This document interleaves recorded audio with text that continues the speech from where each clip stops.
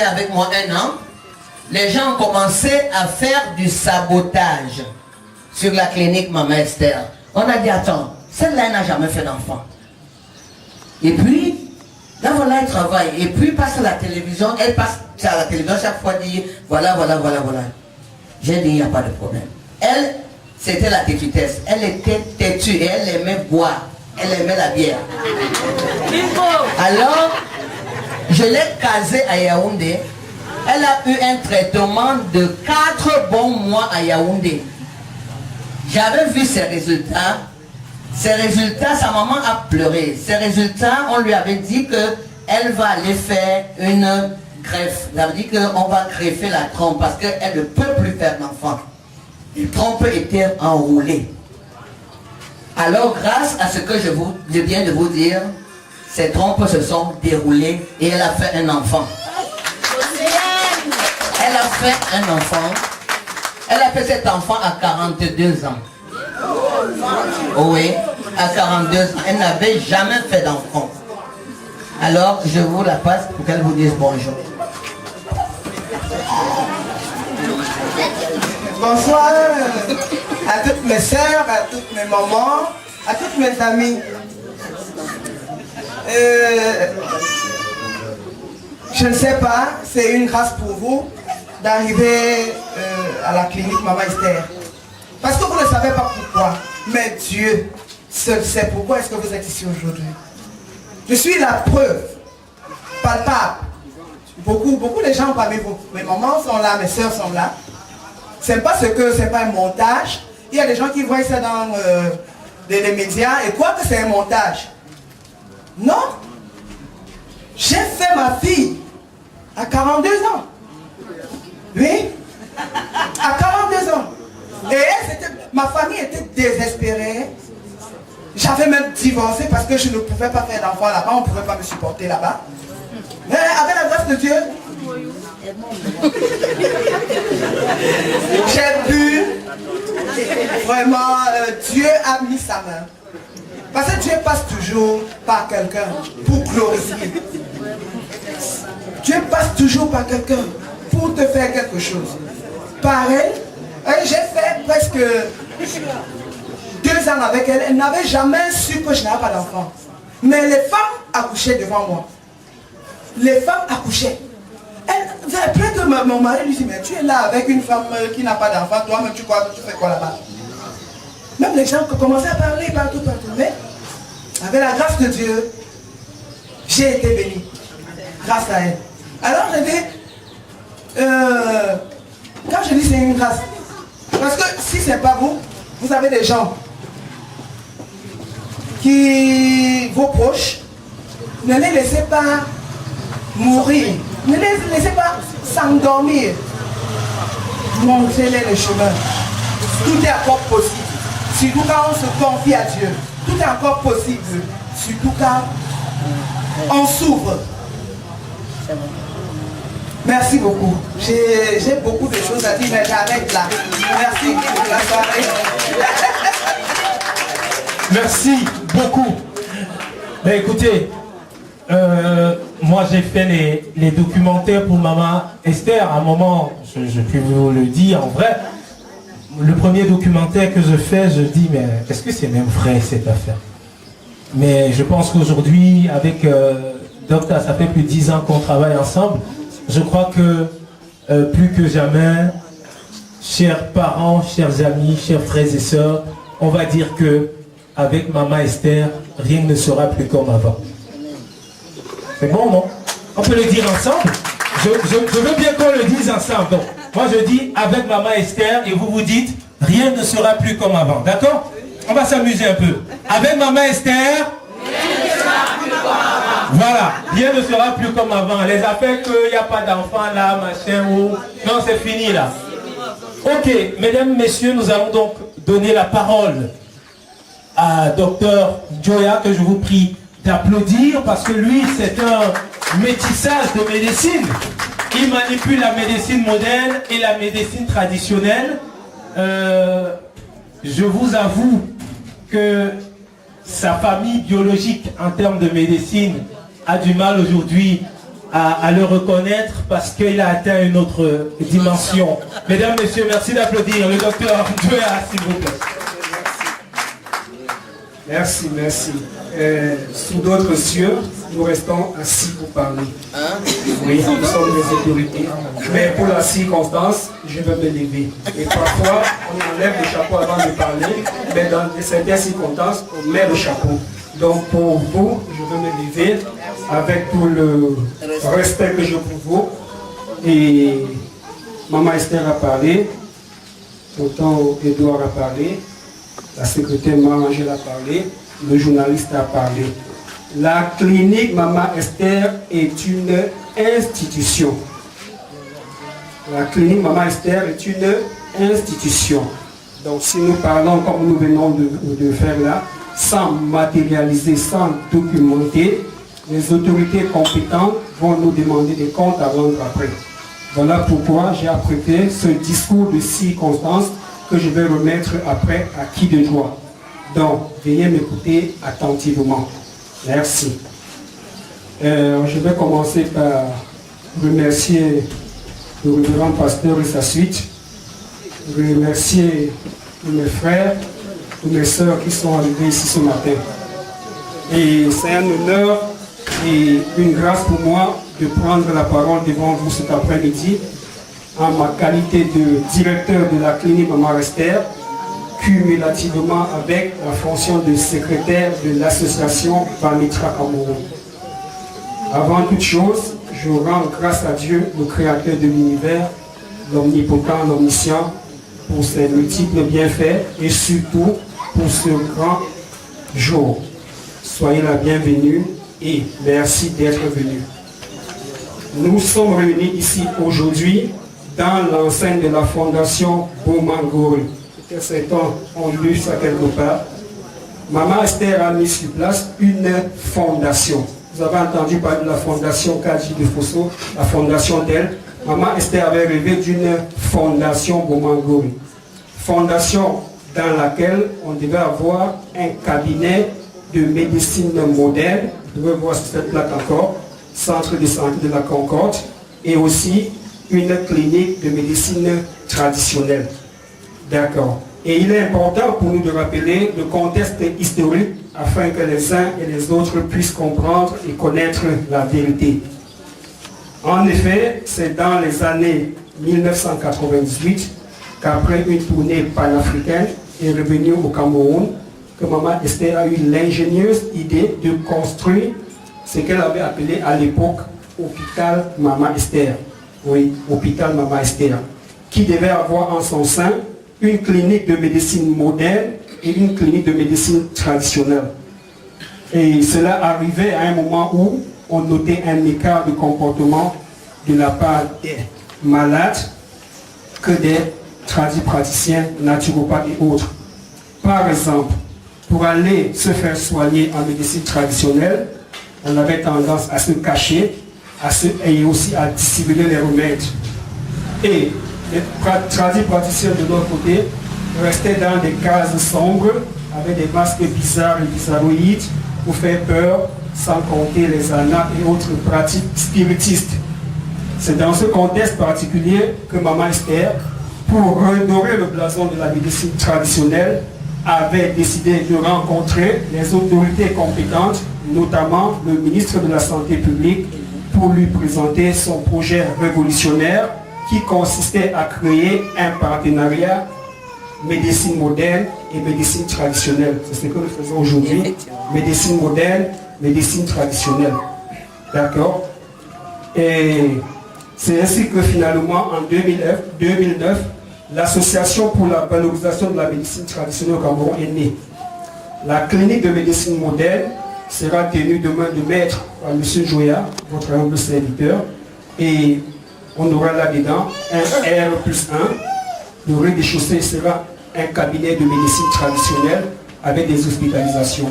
Et au-dessus, sera un cabinet de médecine moderne. Et pour cette initiative, Maman Esther, que voici, va recevoir plusieurs prix et faire le tour des chaînes des radios, des plateaux et des télévisions. Mais ce grand success story sera de courte durée. 4 ans après, sans aucune subvention, les charges liées au fonctionnement des 2 cliniques et à la recherche commencent à peser. Enfin, le stratège, Maman Esther, va se concentrer sur la médecine naturelle. Donc vous allez voir que la médecine moderne n'existe presque plus et on s'est concentré sur la médecine naturelle. Aujourd'hui, nous faisons uniquement dans la médecine naturelle et plus précisément dans la gynécologie africaine et la recherche sur les plantes médicinales, d'où le thème retenu pour ce 10e anniversaire. Avant de clore mon propos, il est important de rappeler que l'OMS, Organisation mondiale de la santé, lors de sa 44e Assemblée générale en 1991, a adopté la résolution 4433 par laquelle elle recommande aux États membres, dont le Cameroun, de promouvoir, je cite, l'emploi des remèdes traditionnels efficaces, inoffensifs et scientifiquement prouvés. Et il y a un vrai problème, parce que ceux qui vont démontrer que nos remèdes sont efficaces, ce sont nos patients. Inoffensifs, ce sont nos patients. Mais scientifiquement prouvés, c'est les blancs. Nous n'avons pas de laboratoire, voilà pourquoi ils vont continuer à nous mettre les bâtons sur les roues et à diaboliser cette médecine. Et je vais prendre un cas très simple, c'est celui d'une plante que nous appelons Artemisia afra. Cette plante a sa cousine asiatique qui est aujourd'hui utilisée dans ce qu'on appelle la médecine des CTA, des combinaisons de traitements à base d'artémisine pour soigner le palud. En Europe, il y a des pays qui disent ça ne soigne pas. Aux pays voisins, on dit ça soigne. Et cela dû à quoi? C'est illustratif, c'est parce que les firmes pharmaceutiques et les États, pour garder le monopole de la production pharmaceutique, essayent de décourager tous ceux qui essayent d'émerger dans le domaine de la médecine traditionnelle. Et nous, à Bametra Cameroun, nous ne nous sommes pas laissés faire. Nous sommes à l'ère de la mondialisation et de la globalisation. Voilà pourquoi nous aussi, nous sommes sortis et nous allons conquérir ces États-là. Vous pouvez nous retrouver sur notre page Facebook, notre page YouTube.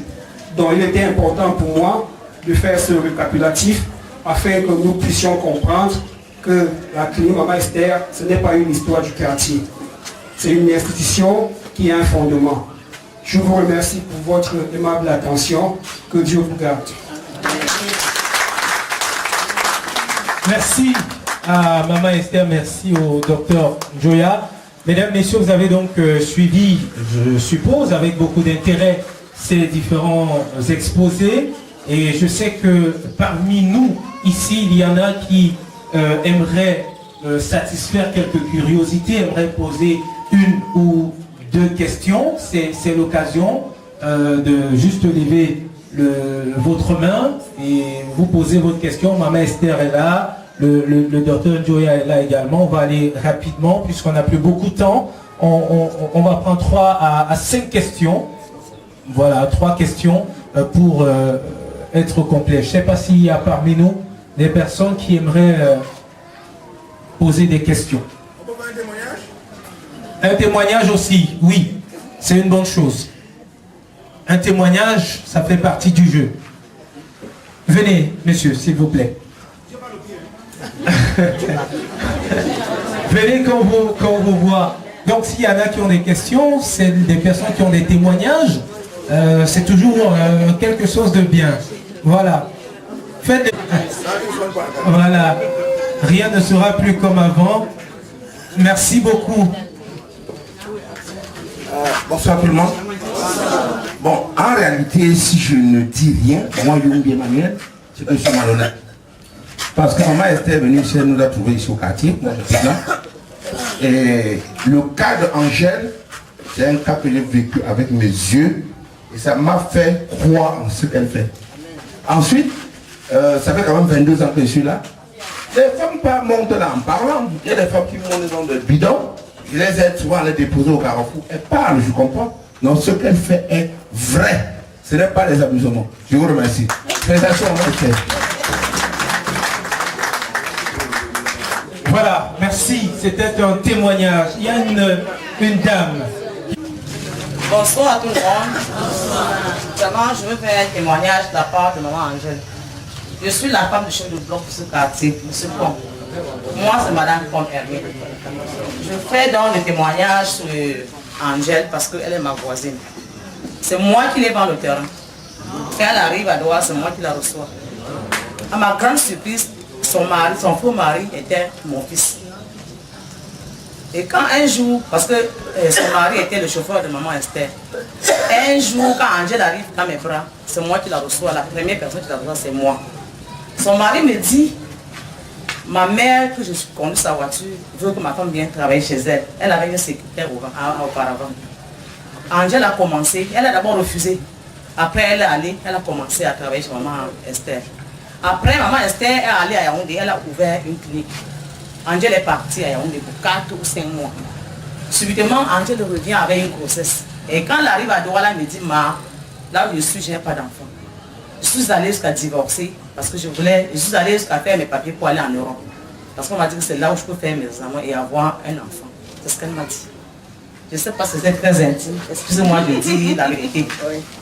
Alors, et comme maintenant, maman a dit, on ne sait pas si je vais refuser. C'était sous le cocotier derrière ma maison qu'on causait à 2. Il était 20h. Si tu as oublié, je connais. Oui, ne riez pas. Vraiment, c'est un témoignage, je suis direct.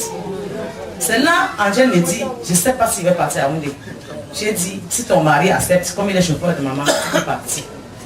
Elle est partie, elle a fait 5 mois, elle est revenue avec la grossesse de l'Océan. Elle a cet enfant qui s'est là. Océane. Oui.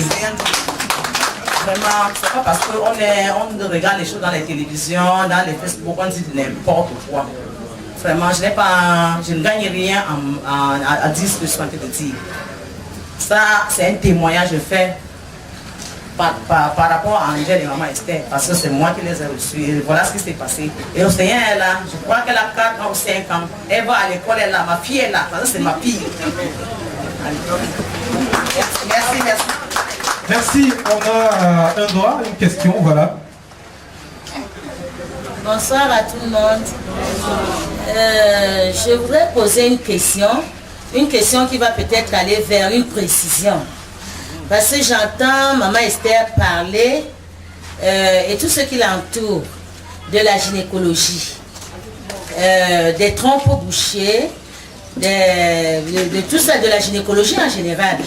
Je demande si maman Esther, parce qu'il faut que maman Esther précise, je crois qu'il y a ce problème d'azospermie dans tous ces cadres. Maman Esther, parce que je voulais témoigner parce que j'ai eu à envoyer, moi-même je suis de la médecine moderne, mais j'ai eu à envoyer un monsieur qui cache son identité, qui a eu à avoir un enfant ici, qui avait un azospermie total, ayant été traité partout, sans suite. Et je l'ai envoyé ici.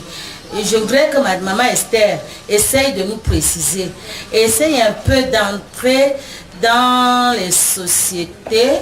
Je crois chez nous, là où nous sommes là, il y a beaucoup de gens qui ont des problèmes. Je ne sais pas si tu peux venir essayer de motiver, d'expliquer à nos gens dans notre société là, pour qu'ils comprennent que des deux côtés, maman Esther se trouve. Chez la femme, chez l'homme, que tout marche. Parce que les témoignages, je suis venue toucher le ventre de ma fille. C'est ma fille ici, c'est la fille à ma grande soeur. On nous avait dit qu'elle n'a pas d'utérus. Elle ne peut pas avoir d'enfant. Nous étions tous désespérés. Je suis venue, j'ai touché son ventre. J'ai dit, tu n'as pas mis quelque chose dedans. J'ai enlevé la robe. J'ai vu son ventre. L'enfant a bougé. Et jusqu'au jour où elle a accouché, j'étais là, j'ai vu. Pour pouvoir accepter. Vraiment, maman Esther, est-ce que du côté des hommes, le traitement continue? C'est là ma question. Merci. Je voudrais d'abord passer la parole à mon assistant, qu'il essaie de définir exactement, de se centrer, et je vais prendre la parole après. Ok, merci Maman Esther pour cet honneur encore. Il est important, je l'ai souvent dit, de comprendre, cerner afin de savoir comment gérer. Lorsque nous prenons le dictionnaire médical, jusqu'à une certaine époque, on dit ceci. La gynécologie, c'est la connaissance de l'anatomie, de la physiologie et des pathologies qui peuvent atteindre un organisme. Donc si vous êtes une maman et que vous connaissez la femme, vous savez comment une femme fonctionne et que vous connaissez aussi une maladie qui peut attaquer cette femme et que vous avez la solution à cette maladie, vous êtes gynécologue. D'accord? Et beaucoup ont laissé cette science s'échapper. Les gens ont abandonné. Quand on vous voit avec un morceau d'écorce, c'est un marabout, c'est un praticien. Valorisation de la médecine traditionnelle veut dire recentrer cette ancienne médecine qui a toujours existé, la remettre sur la table afin d'aider les uns et les autres. Le dernier dictionnaire médical, pour embrouiller les Africains, on ajoute un aspect. On dit maintenant, c'est la connaissance de l'anatomie, la tête, le ventre, du fonctionnement des maladies et de la psychologie. Parce qu'on sait que l'Africain ne connaît pas la psychologie. Si on parle de la psychologie, il va y avoir un sociologue, un parapsychologue et le tradit praticien. Nous là, on va s'écarter, ils vont continuer à être sur la place publique. Donc je voulais recentrer pour que Maman Esther puisse répondre à la question de la maman. Merci.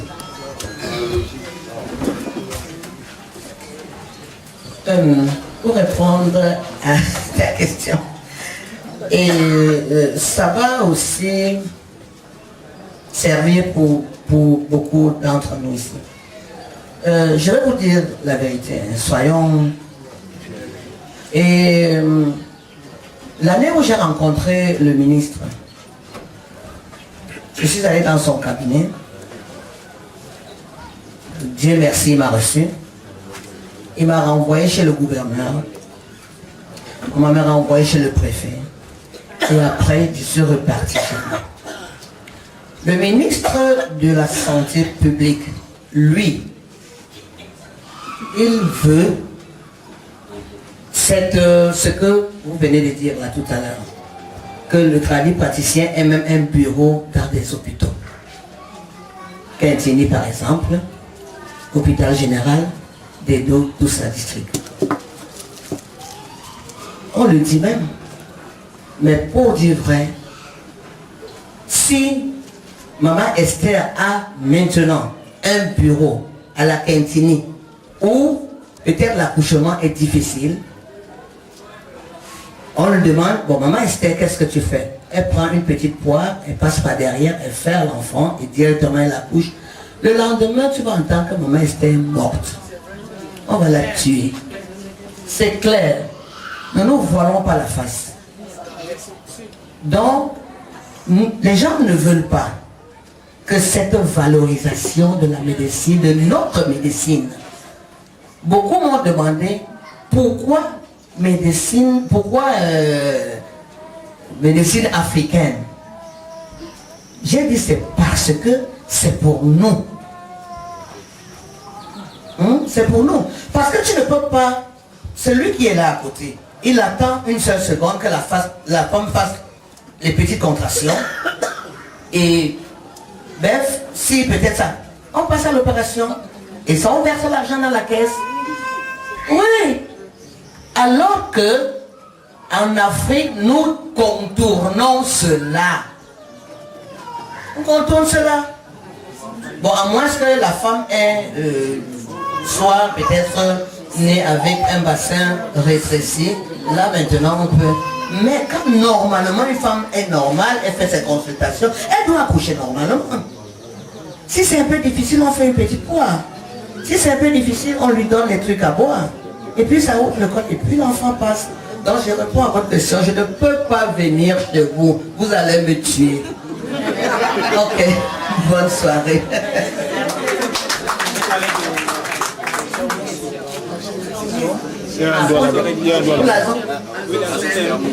Voilà, ok. Quand on parle de l'azoospermie, chez le blanc, j'ai dit tout à l'heure que le blanc appelle ça ampoule grillée. Ça dit que si l'ampoule, si maintenant, Hein? N'est-ce pas? Ça donne le noir. Et est-ce qu'on peut encore... Voilà, on jette. Voilà. Quand le patient va à l'hôpital, comment on appelle, le médecin qui est le gynécologue qui est devant lui, comment tu t'appelles? Ça fait mal où? Voilà, va faire tel examen. Je reviens avec l'examen. Je dis, oh là là, ok. Avant que je ne parle, je crois que c'est parce que j'ai parlé dans les médias, certaines personnes ont compris. Quand on parlait de l'azospermie, c'est en ce temps qu'on lui donnait les provirons. Les provirons, c'est une nourriture. Pour nourrir quoi? Quand il n'y a plus rien. Voilà. Donc moi j'ai dit, l'azospermie, ne cherche pas à traiter ce que tu ne vois pas. Parce que quand il y a consultation, on va dire, voilà, le pied fait mal. Qu'est-ce qui a occasionné cela? Les mamans, je leur dis souvent, ne vous contentez pas de porter seulement l'enfant. Faites des visites pour voir si l'enfant qui est dans vous n'est pas infecté par vous-même. Parce que quand tu viens avec l'azospermie, je pense directement à une infection congénitale. Une infection congénitale, ça veut dire que tu sors du ventre de ta mère étant infecté. C'est pourquoi vous allez voir aujourd'hui, chez les femmes, vous allez voir une fille qui n'a jamais connu un homme, qui veut faire un enfant, on dit elle a un kyste. On dit les trompes sont bouchées. Ça sort d'où? Ça sort des microbes qu'elle est sortie du ventre de sa mère avec. Chez l'homme, l'azospermie, il faut faire très attention. Quand les enfants ont les oreillons à bas âge là, c'est les infections. Moi je vais parler terre à terre. Mon fils lui parle avec, peut-être vous ne comprenez pas son français, c'est trop gros. Moi je veux parler ma part terre à terre. Parce que les testicules des hommes là, hein, le microbe aime l'eau qui est dedans parce que l'eau est sucrée. Lui il part rester dedans. Il suce. Il suce. Après, il n'y a rien. Conclusion, azospermie. Oui. Et maintenant, là, qu'est-ce que nous faisons pour soigner? Nous changeons. Voilà ce qui se passe dans l'hôpital, maman Esther. On change. Vous savez qu'on change le sang sur l'homme? Changer le sang, c'est quoi? C'est donner les médicaments qui vont brûler tout le système immunitaire, et changer le système immunitaire et faire renouveler le sang. Et c'est ce système, c'est ce sang renouvelé, régénéré maintenant, qui descend là et puis reforme tranquillement les spermatozoïdes dans le sperme. Et quand vous partez maintenant à l'hôpital, on dit, bon voilà, normospermie. Le sperme revient à la norme. Parfois, beaucoup ici ne repartent pas. Le résultat, c'est sur la femme. Oui. J'espère que j'ai répondu à la question. Encore? Merci. Merci. Bien. Ok, mesdames, messieurs, je crois que on va clôturer pour notre conférence débat. Maman Esther reste à notre disposition, on pourra lui poser toutes nos questions après. Rappelons tout de même que tout au long de la semaine prochaine, à partir de lundi 18 jusqu'à samedi 23, vous aurez la possibilité de venir ici vous faire consulter gratuitement. Vous aurez des conseils d'orientation pour la prise en charge notamment des couples stériles, le traitement gratuit du mal d'estomac également. Vous aurez ici des produits naturels de nettoyage, hommes et femmes, gratuitement. Donc c'est une semaine porte ouverte. Toutes les personnes qui aimeraient se faire consulter, avoir un certain nombre d'informations, faites un tour. Vous pouvez passer le message aux voisins qui rencontrent quelques difficultés. Et je pense qu'en faisant un tour ici, forcément, ces personnes trouveront des solutions. Mesdames, messieurs, merci de nous avoir prêté une oreille attentive. Nous allons continuer avec le programme. Et cette fois-ci, comme Maman Esther le disait, 10 ans, il faut rendre grâce à Dieu. Et pour cela, il y a donc le culte qui va démarrer d'un moment à l'autre. Mesdames, messieurs, nous allons accueillir dans quelques instants le clergé pour le culte. Merci. Encore. Voilà, merci monsieur Bio. Merci d'être, merci madame.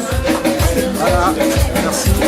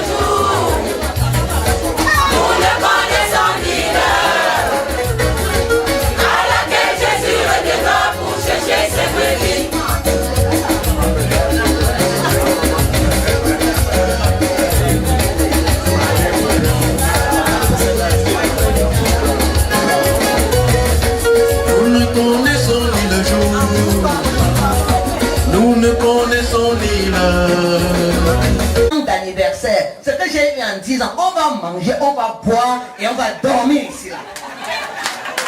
Ce que Dieu m'a donné, on va manger, on va le partager ensemble. Gloire à Dieu. Gloire à Dieu. Voilà la mère laquelle vient parler ici elle-même. Oh, oui. Je n'ai pas mon pain, veuillez m'en excuser. C'est presque un crime de lèse-majesté. Je devrais mettre pain, femme, devant les femmes de l'UFC. Je m'en excuse et je sais que vous comprenez. Je n'ai pas l'habitude de beaucoup parler. Quand on introduit bien, je confirme juste. Et je voudrais remercier l'Église, parce que c'est la partie qui m'intéresse le plus. L'Église qui se déplace pour venir pour ce culte d'action de grâce, qui revêt, elle vous l'a dit, un double caractère. Ce qui est sur le plan de son épanouissement personnel, mais ce qui est aussi, et ça m'interpelle, ce qui est fondé sur la partie émotionnelle qui ne peut pas nous quitter. On parle bien de Fondation Bouangore, c'est en référence à une grande figure qui a marqué son passage tant dans la vie socio-religieuse qui était la sienne, parce qu'elle était très active dans votre milieu. Je le sais parce que je l'accompagnais. Que aussi sur le plan de l'encadrement des siens. Ce qui est un appel aux parents par rapport à ce qu'ils souhaitent que leur progéniture soit. Je crois que là où elle est heureuse de savoir qu'elle a bataillé et qu'elle en a perdu autant. Que Dieu vous bénisse.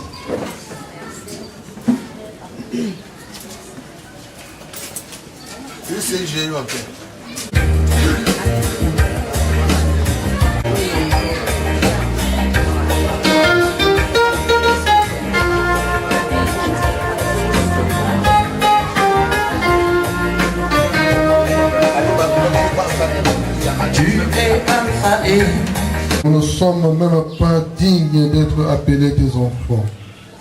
Dans ta grande miséricorde, guide-nous par ton Saint-Esprit, afin que nous ayons la force de vaincre le mal.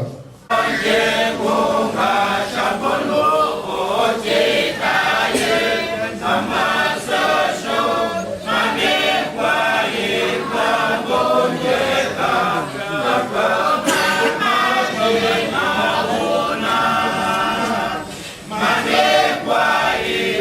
La